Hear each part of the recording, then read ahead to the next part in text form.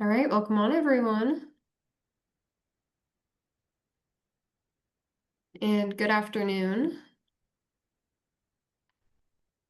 I am Christina Wigren with Stilly Valley Health Connections, and I just want to thank you all for joining us for our monthly budget-friendly class. This month we are discussing how to save money with homemade pantry staples, and our class is going to be presented by Kelsey with Sound Dietitians. For those of you who are joining us live, please note that this class is set up in a Zoom webinar format. This means that all participants are muted and your videos are turned off so that we can record the presentation. But if you would like to leave any questions or comments, we encourage you to do so by using the chat or the Q&A box at the bottom of your screen. And now I'll pass it over to Kelsey, who will be presenting for us today. Thank you for being here, Kelsey, and thank you to those of you who have joined us so far. We hope that you enjoy this class and learn a lot.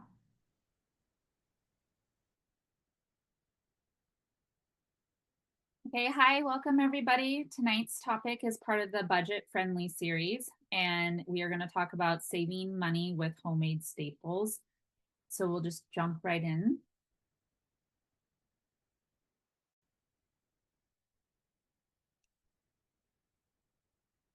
So tonight or this afternoon, we're going to cover why to make your own staples. Sorry, I think it just went back. My computer has a little bit of a lag, just bear with me. Okay, here we go. So we're going to talk about just a quick recap of buying in bulk. I know we did a whole topic or a whole class on this, and we're just going to go over a little bit of information as that plays into creating our own staples. We're going to do some cost comparing of different homemade options versus the store-bought version, and that's the bulk of this class. And then we're going to, within that, talk about easy recipes that you can do at home that aren't time consuming but can save a lot of money, and some storage tips in food safety and some local resources in Snohomish County to be able to do some of the things that we learned from this class.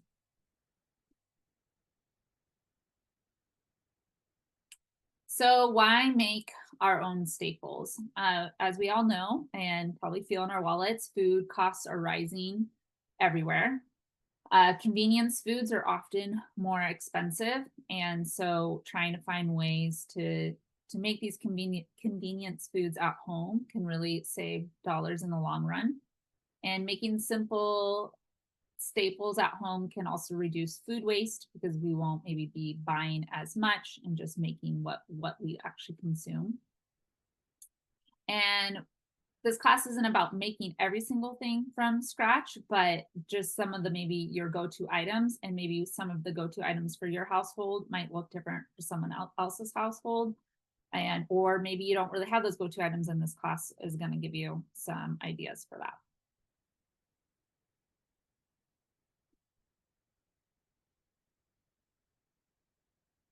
So just a quick recap on buying in bulk.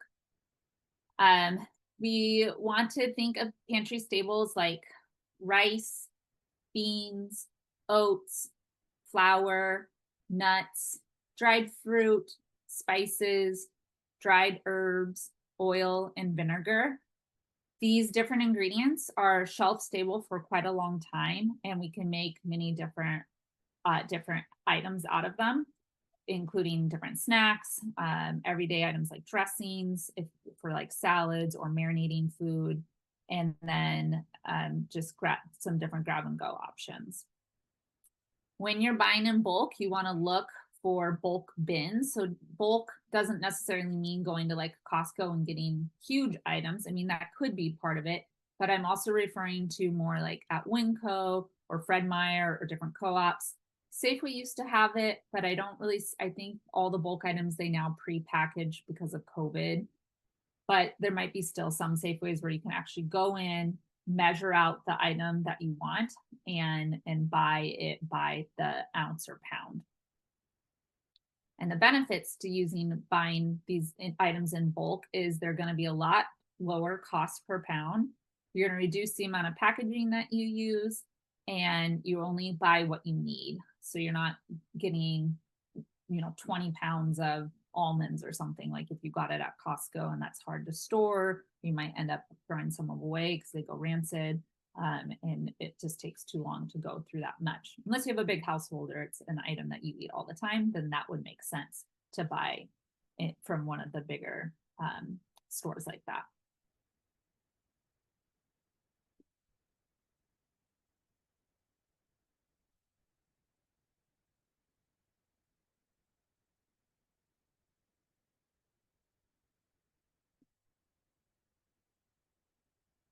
Okay. So the first example we're going to look at and do a cost comparison is granola. And granola can be used as toppings on top of like yogurt or cottage cheese. It could also just be used as a cereal or a grab and go snack. And your basic ingredients that you need that you'd want stocked in your pantry would be some oats, some kind of oil, a sweetener if you choose to sweeten it a little bit, some cinnamon or some other kind of spice within that realm, and then some nuts and seeds if you want to add that in there. And generally, if we were to make this ourselves, it would be about 18 cents per ounce. Whereas if you were to buy a pre-made granola at the store, the average cost within like our county or state is about 46 cents an ounce. So overall savings is 60% when we make it from home. And I believe I have a recipe here to give you a little bit more detail of what this looks like. Okay, it's probably in a little bit later. So we'll go over specific recipes, but we're just going to kind of keep comparing the different go-to items that you might use on a weekly basis. So the next one, salad dressings are super simple, super quick to make at home, and can be made from items that we would likely have in our pantry. And this is another way to really save money over the long run.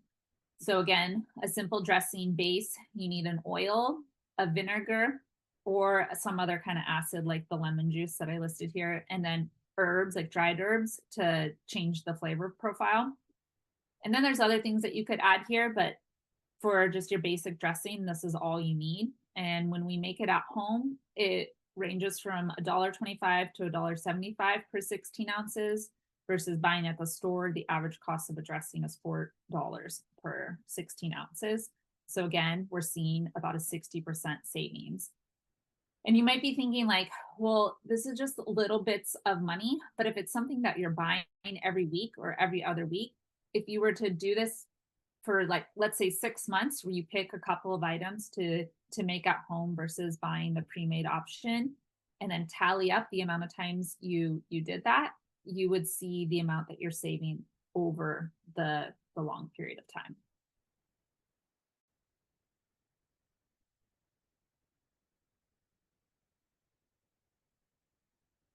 This is an example of a snack that's really easy to make at home, hummus, and it's extremely versatile and can be added to different dishes, or you can just dip your carrots and celery or other vegetables into it and use it as a sandwich spread. But what you need is chickpeas, which come in a can, or you could buy the dried version, which is probably in the bulk section. It would be even less expensive per ounce.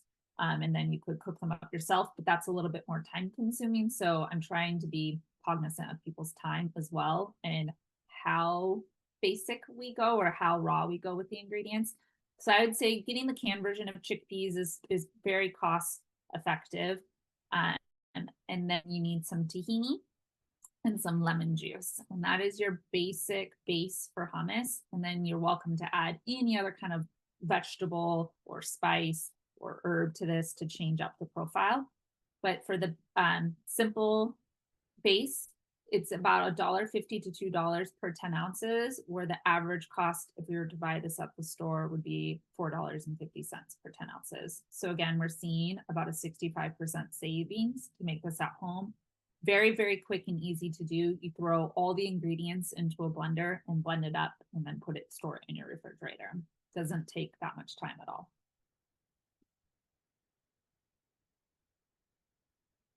So here's an example of a recipe. And you guys can take a screenshot of this with your phones. I also sent some recipes over to Christina for that are going to be presented, but I didn't send every single one, and I don't think this was one of them. But this is an example of flavored hummus that you can make at home, and it will be a lot less expensive than buying it pre-made at the store. The other great thing is you can control in all of these recipes the ingredients that you're putting into the item that you're making. And so you can control the amount of sodium, you can control the amount of sugar, you can control how spicy something is, how tangy, whatever it is. So it really fits your needs. So in this particular recipe, besides the base that I presented before, there's 2 small cooked beets, which beets are in season right now. I know we're getting a lot in our garden, and you can see them at the farmer's market. And then they added some garlic and cumin, and then some salt and pepper, and then additional toppings if you want to. And then you just blend this all up in a blender or food processor, and then it will store in your fridge for about 1 to 2 weeks. But this exact recipe right here came out to 16 cents per ounce. Whereas if we were to buy something like this with one of these name brands that you probably see in the grocery store, you're going to pay about $4.50 for about 10 ounces or 45 cents an ounce. So we're getting about a 65% discount when we make it at home.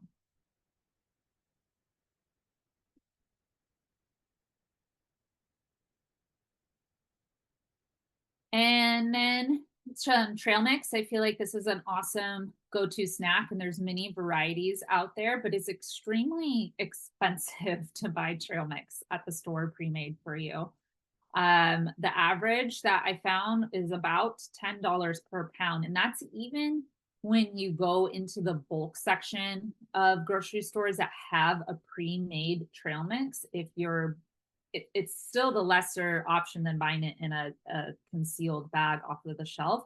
But when you look at the price per pound on the bins, I'm quite shocked about how much it costs versus if you were to buy each ingredient individually, and you can control which ingredients you want in, how much of each, and how much you want to make at a time. It is about a 50% difference making it at home versus what you were to buy it pre-made. But a simple trail mix is some nuts and seeds and dried fruit. And then from there, it's up to you if you want to add like popcorn or pretzels or maybe a little bit of chocolate. But usually it's nuts, seeds, and dried fruit is the trail mix recipe.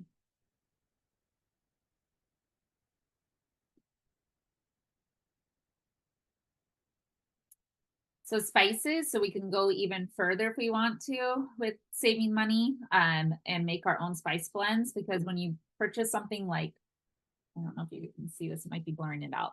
So this is a jar of lemon pepper. I'm trying to, my camera wants to blur it out, so it's not my face.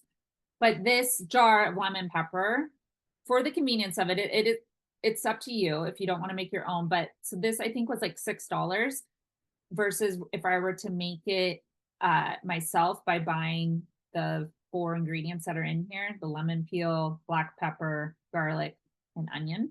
That's all it is.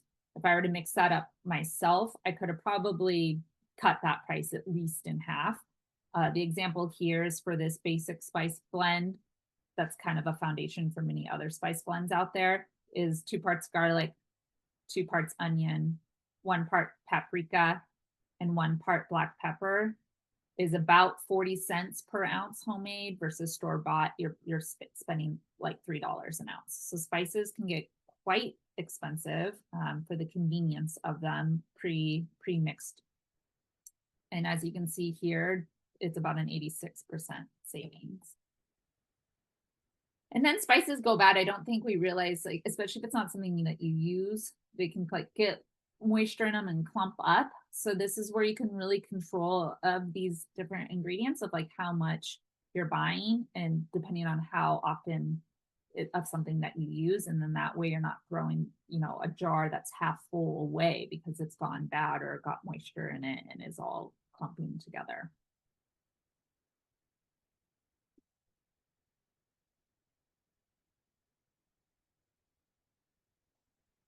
So I wanted to give you a few other spice blend ideas. This was a handout that I forwarded to Christina, so hopefully you guys will receive this. So I think it's a great handout. Not only does it give you 3 different ideas at the bottom of how to mix them together, but also some of the health benefits to these different seasonings. Um, and even though that's not like the focus of our class, I thought I would share it with you just since this is a nutrition class, and it's nice to know like why we should maybe include some of these, or why we would want to include some of these items. So cinnamon, not only does it add sweetness to snacks without added sugar, but it has been shown to slow the breakdown of carbohydrates and then lowering our overall blood sugars. Now, I'm not saying this would replace a diabetic medication, but this is something in conjunction of including it in our diets where there has been some benefits seen in some studies. Cayenne pepper, it may be beneficial in increasing metabolic rate. It provides pain relief by reducing pain signals sent to the brain. So that's something, I don't know, kind of interesting about peppers. Ginger, I love ginger. It's one of my favorites.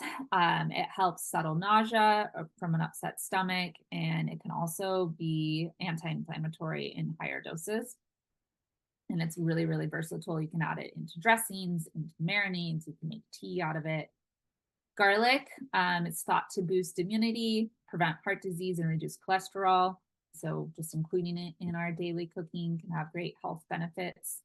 And then turmeric, it also has anti-inflammatory properties, like the ginger does. And inflammation is in disease states like arthritis, Alzheimer's, depression, and some kinds of cancer. So it could have an anti-inflammatory effect with some of these conditions.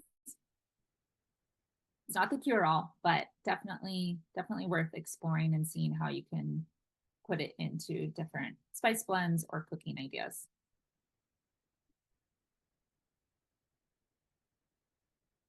Bars, I don't know about your family, and like I know in my household we all probably eat a bar a day just because it's extremely easy to have as a snack and kind of include all the different components we would want in a snack. Also just being on the go a lot, it's nice to have a bar to grab. And lately, I hate to admit it, but we've been buying a lot of store-bought bars, and I'm always just kind of gut punched with how expensive they are. So when I was making this class and I came across this recipe, I was like, oh yeah, I need to start doing this again. I got out of the habit, and it definitely can be a little bit time consuming. This is one of the recipes that maybe isn't a super quick recipe to make, but it's worth it to include in maybe some meal prepping that you might be doing for the week. And so I wanted to show you all this recipe. This is a handout that I included to Christina, and it's also very versatile. You can go with the exact recipe that's listed on the left hand side, or you can kind of create your own creation, which is on the right hand side. The base of it is some chopped nuts or seeds, some crispy brown rice cereal, dried fruit, sea salt, and then brown rice syrup or corn syrup. I also would say so you could sub that out with dates, and dates are an awesome fiber source and a way of thickening and sticking stuff together. So you can definitely play around with this, but it's very, very cost effective to make your own bars at home. As you can see, if you're making them at home, it's about 48 cents per bar. Whereas a store-bought bar of this style of like the Kind bars or the Cliff bars is about $1.25 to $1.75 per bar. So we're getting about a 50 to 60% savings here. You can definitely Google the other part that's kind of similar to this is like protein balls or protein bars, where you use like a nut butter base and you mix in some protein powder, and then whatever other ingredients you decide you want to do, like oats, and then maybe a little bit of chocolate chips or dried fruit. But that can also be a very cost effective way to make your own protein bars at home versus buying those protein bars, which are usually like $3, $4 a bar at the store. And if you were to make them at home, it would probably be I think my dad and I priced it out one time. It was about like 65 cents a bar to do it. So Google, you'll find many recipes for protein balls or protein bars. But I think this is a great one to kind of start if you haven't made your own at home before. And then if you have kiddos in the house, this is a great way, easy way to get them involved in the kitchen and choosing which ingredients that they would have going into the bar. And then they can easily help mix it. And then you would help put it in the oven and bake it. But lots of options here. So it's definitely one of my favorite recipes.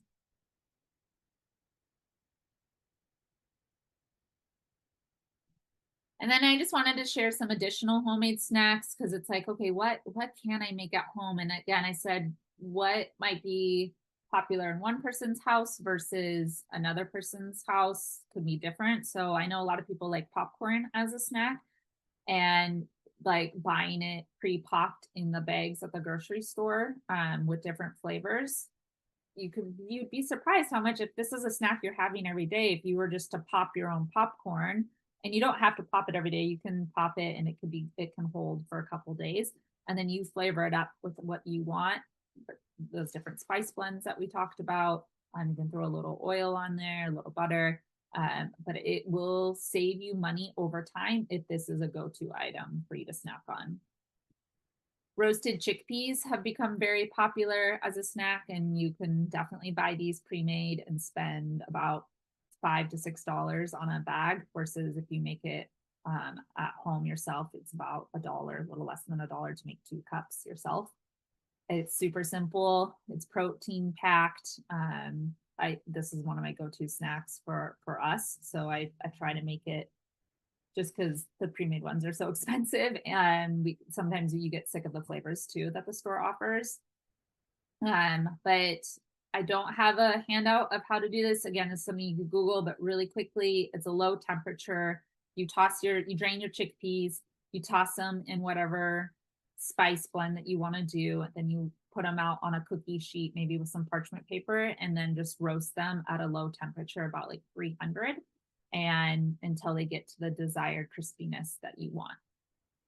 And then they're done.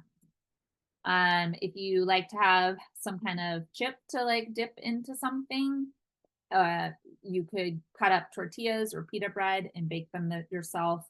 That will be less than buying the pre-made ones. You can also control how much salt. Or if you have like a pita bread or a tortilla that's starting to go stale on you and you don't want to throw it away, making your own chips out of it is an easy way to use that food and not throw it out. Now we're kind of getting into some foods that maybe you want to consider pantry items, but when we talk about the pantry, we can also consider foods that maybe you buy on a weekly basis in your refrigerator, or that you keep. I guess potatoes you could keep on the shelf or in a cooler area. But again, if you make like fries for your kids or for yourself, it is a lot more nutrient dense and cost effective to make your own at home, just chopping them up and putting them in the oven, or if you have an air fryer. And then some seasoned roasted nuts. You can buy these in bulk, like them raw, and then add your own spice variety again, and then bake them in the oven at a low temperature. Does anyone else have any, like, I'm going to do some other snacks, but like savory ones that you want to share with the group as a go-to? Maybe I was racking my brain of different things that people might eat on a regular basis where they're like, could I possibly make this on my own at home? And then Christina, if you want to tell me if anyone chimes in.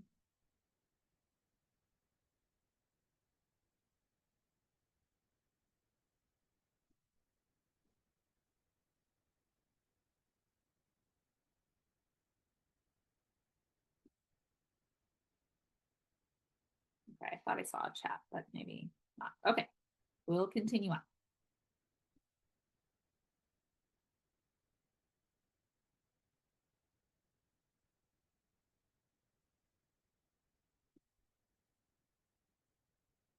Okay, so those were savory snacks. Some examples of some sweet snacks. You can make homemade applesauce pretty easy, and apples are about to really come in season here in Washington State. So you can buy apples by the bulk, often $1 per pound when they're in season, and then there's no added sugar like a lot of applesauces out there on the market. Or if you are paying for the ones that don't have added sugar, for some reason they cost more money on the shelves. But you boil them or steam them up, and then you throw them in a blender, and then you have your homemade applesauce. And if you want, you can blanch them and kind of peel them first, or leave the skins on, and depending on how strong of a blender you have, kind of mix that in. Super simple. And then you can put it in jars and even can it if you want to, if you're really wanting to go for it. But definitely a cost effective sweet snack. Energy bites, those are what I mentioned a little bit earlier when we were looking at the Kind Bar knockoff recipe. But again, the base is oats, some kind of nut butter. It doesn't have to be peanut butter. You do honey, maple syrup, dates, and then a little dried fruit or some chocolate, and then you just mix it all together and roll it in a ball. And this isn't something you bake, so it is actually really quick. I prefer them chilled. I always throw them in the refrigerator or the freezer, but they hold for quite a while and are good grab and go options that you can put together pretty quickly. There's this item out there that people make called banana and ice cream. If you're trying to have less sweets in the evening, but you still want that mouth feel of ice cream and a little bit of sweetness, you can take frozen bananas and then blend them with whatever milk choice you want. And it's going to give you this nice creamy dish. And then you can make a big batch of it and put it in like a pan loaf, and then freeze that up. And then you just have that to serve out of for the week. And homemade muffins. This is a little bit more involved, a little bit more time consuming, but definitely if you have those items that we talked about in the very third slide about what you would have in your pantry with the flour and the oats, and then maybe go buy some bananas and zucchinis, and you can make up a really simple muffin to kind of eat throughout the week. And then fruit leather, might be a while since you've had this, or unless you have kiddos in the house, but you can take fruit that is maybe starting to turn and you don't want to eat it because it's a little bit mushy. Like right now, there's a ton of berries in season, but they don't hold in the refrigerator for that long.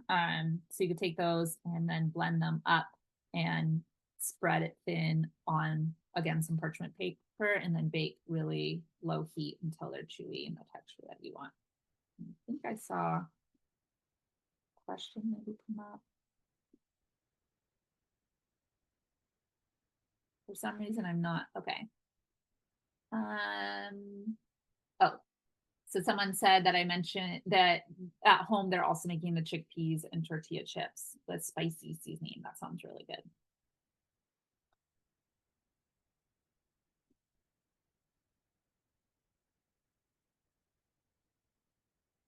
Okay, and then another category of snacks, when we're thinking snacks, we're always in other presentations saying trying to pair your protein with your carbohydrates. So these were some examples of protein grab and go type snacks that you can make. Not all of it, again, is considered like from bulk items, but if you're doing it from home, it's going to save you time in the long run. So hard boiled eggs is about 25 cents each versus a pre-peeled pack. That's a mouthful. Can run you like $4, or when you buy them in those 2 packs, $3 to $4. So that's a really great option to kind of do some meal prep with, is just boiling up maybe 6 to 12 eggs, depending on how many people are in your family, and having it for the week. Peanut butter and celery carrot sticks. So buying the peanut butter in bulk versus buying it pre-made on the shelf. Winco and Fred Meyer. I've seen it at Fred Meyer. I'm trying to think where else. But they have those machines where you can pull down and literally grind the peanuts right there to make your peanut butter or almond butter. And some of them I think you can even, I've seen at Winco, like tahini. But you can make your own, and then nothing else has been added to it. No other additional oils, no sugar, no salt. And then it's a lot less money per ounce to purchase it that way. And then you pair it with some celery and carrots, and then that's a great snack that's very easy to prepare, or even apples dipped in would be yummy. If for breakfast, doing your own yogurt parfaits, this is a great way to think of kind of buying in bulk and putting something together instead of buying one of those parfaits that are pre-made and usually have a lot of additional added sugar. Is you'd buy just plain bulk yogurt. Ideally, it'd be like Greek yogurt to get more protein. You have your oats that you bought in bulk, and then either some dried fruit or fresh fruit, and then if you want to add an additional sweetener like honey. But you could pre-make, 4 to 6 jars of this at the beginning of the week, and then have it as a grab and go breakfast in the morning. The other thing that I didn't put on here, which is also used with bulk items, can save a lot of money, and I think is really popular right now, is overnight oats. I'm seeing that pop up a lot at different grocery stores, and different brands are now making them. But they want, like, I think even at Trader Joe's, for this little ounce, it's a single serving one. I want to say it's like $3.99. Maybe it's $2.99, or either way, making it yourself at home is going to be a lot less expensive, because when you buy oats in bulk per ounce, it's a lot less money. And then the base for overnight oats is like your 1 cup of oats to 1 cup of whatever milk option that you want. And then you let that sit overnight. If you want to add a little extra to that, you could do like a tablespoon of chia seeds. That's just going to make it a little bit thicker and kind of have just more of this not pudding texture, but well, kind of pudding texture with the chia seeds.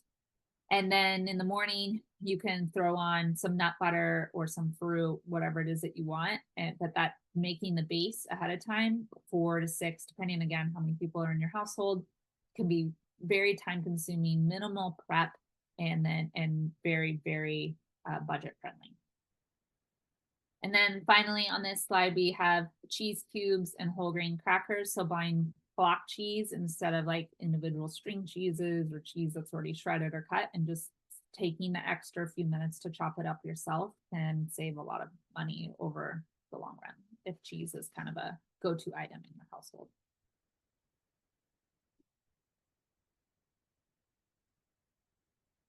And then someone just shared, I've had the book Make a Mix by Corrine Eliason for years, and it has tons of recipes for making pantry staples. I haven't heard of this, but thank you for sharing. I love a good resource. And so for everybody, if you look in the chat, it's called Make a Mix. I'm definitely going to check that out after this class. But yeah, so you can Google, find other stuff than the ones I shared. But thank you, Kit, for that resource. So if we're going to go through these extra steps, spending a little bit more time to make these different items, or maybe you're going to choose a couple or find some different ones. Either way, we want to make sure that we're storing them correctly so they will last as long as possible and we don't waste anything. And in order to do that, we might have to have certain containers, like jars or different Ziplocs or different like Tupperware. And this not only helps you in organizing your pantry, but it will help keep everything fresh. And we want to remember that nuts and seeds, they can go bad because they're loaded with fat, and fat at room temperature can go rancid, and you might like bite into a raw almond and be like, this tastes different, and it's likely it did go bad. So if you do decide to shop at Costco and buy the bigger amount instead of a bulk bin where you're only buying like a cup or 2 at a time, store them in the fridge or freezer, because it's gonna make it last a lot longer and help maintain their nutritional value.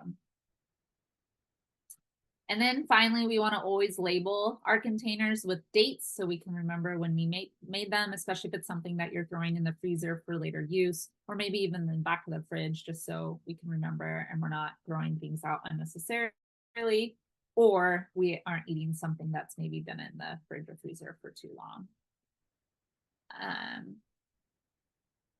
And then, so by following these storage tips, you can maximize the shelf life of your snacks and enjoy them at their best. And then you'll be it will be a good thing that nothing went to waste.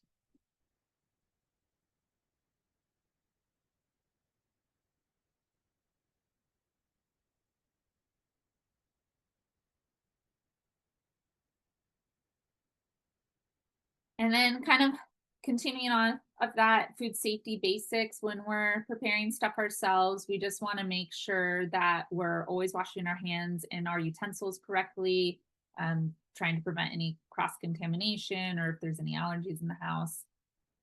And then we want to store our dry goods in cool, dry places. This helps maintain their flavor and the structure, their integrity, so they don't get maybe like too soft. And finally, when it comes to homemade like dressings, salad dressings, we want to refrigerate them and aim to use them within 1 to 2 weeks. This not only preserves taste, but also ensures that they remain safe to consume. And this just helps kind of make sure our kitchen is running smoothly and we know what we're serving is safe to eat and serve to other people.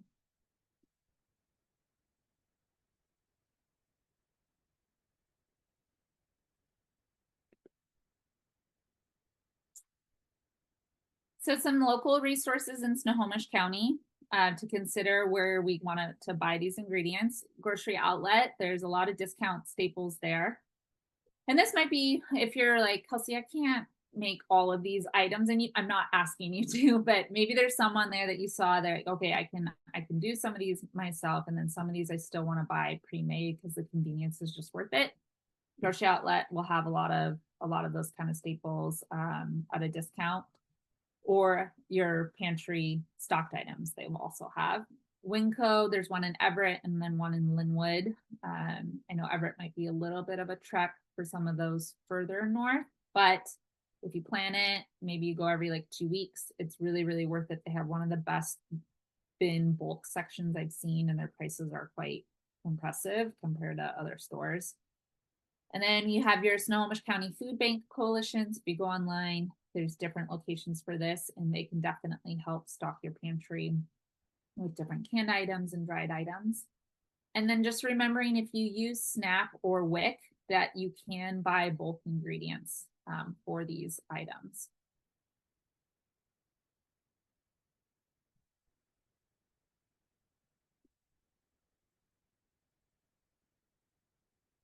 Oh, and there's a Winco in Marysville now. I didn't know that.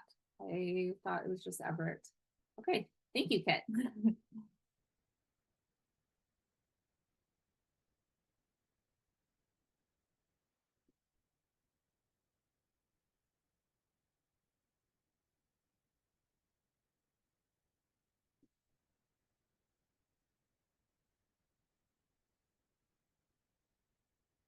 So sometimes when we give these presentation, I wonder if people leave feeling like, oh my gosh, that was too much. Like there's no way I can do all of this. And that's not why we share this information. My hope is that you leave with like 1 or 2 ideas, and then you start putting it into practice, or you pick 1 or 2 items, maybe 2 recipes. You're like, yeah, I eat granola every week, or I'm really trying to include different, more protein rich snacks. But I don't want to be buying the pre-made ones because of how expensive they are. So maybe you'd pick one from that list and practice making that and just see how it feels, how you're going to use containers to store them, what other recipes you can kind of include them in, especially if you live on your own and you're like, I don't really want to cook in bulk, but maybe you can find someone and trade recipes with and trade what you make. So maybe one person makes a batch of garbanzo beans and then the other person makes a batch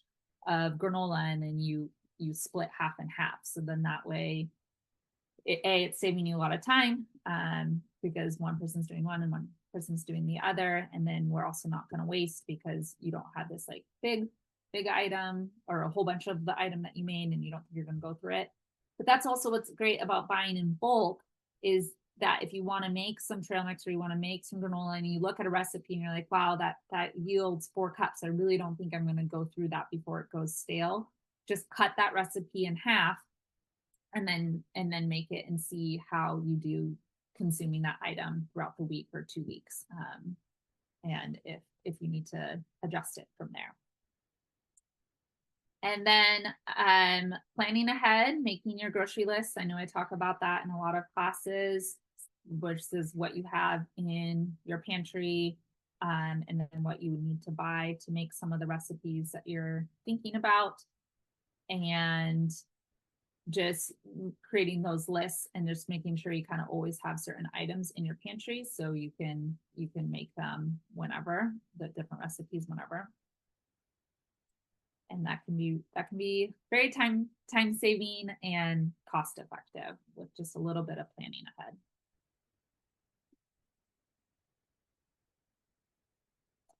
Okay, so that concludes my presentation for tonight. I want to thank Stilly Valley Health Connections for sponsoring this. And if you guys have any questions or recipes that you want to share with the group, now would be the time. Otherwise, thank you, and I hope you have a good night.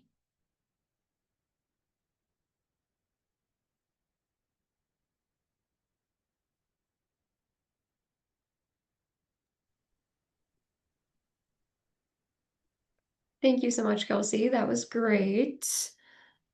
While we are waiting to see if we have any questions, I just wanted to let everyone know that there will be a quick 6-question survey that pops up on your screen as you're leaving. If you guys have any ideas for future budget-friendly classes, we would love to hear them.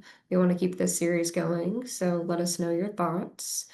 Um, Additionally, we have lots of these webinars coming up. We have the budget-friendly series on a monthly basis. So if you want to see what we have coming up, check out our website.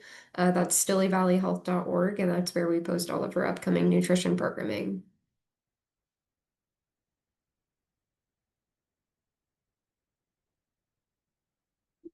I'll give it another moment to see if any of you guys have questions. A lot of great information to process, Kelsey.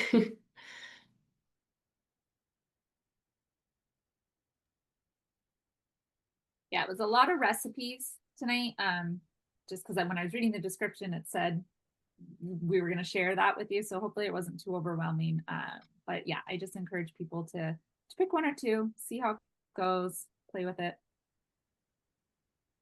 I like the idea of starting small, pick one or two and see where it goes from there. Yeah.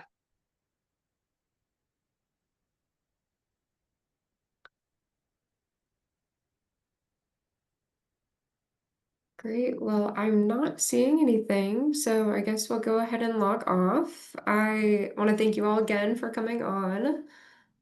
Oh, TJ has a question. What are great snacks for fall and winter as we're exiting summer? I know, yeah. Summer's quickly leaving us. So I would say going back to what's going to be in season. So apples are coming into season. So just dipping apples into like nut butter or pairing it with the trail mix. If you're looking for something like warmer for fall time, I'm trying to think you could do the hummus isn't warm, but you could dip like warmer vegetables, like you could roast vegetables and dip that in there. And you're pairing your protein with your carbohydrate of the vegetables, and the hummus is your protein. Trying to think that stuff that feels a little bit. I think cinnamon and pumpkin spice are definitely fall flavors. So you could make your own pumpkin spice mix. Look that up. It's usually cinnamon, nutmeg, clove. I'm trying to remember if there's a fourth thing in there. But you could make your own pumpkin spice mix, and then you could put that on your granola, or trail mix, or just roasting up some almonds and tossing that in would be really good. Yeah.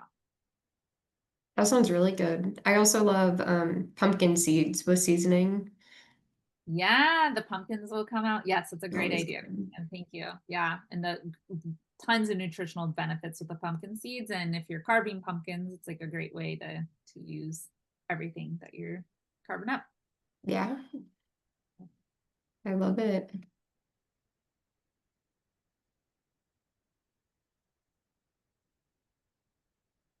All right. Well, everyone enjoy the nice weather tonight if you're in Western Washington or if you're elsewhere. I hope you also have nice weather.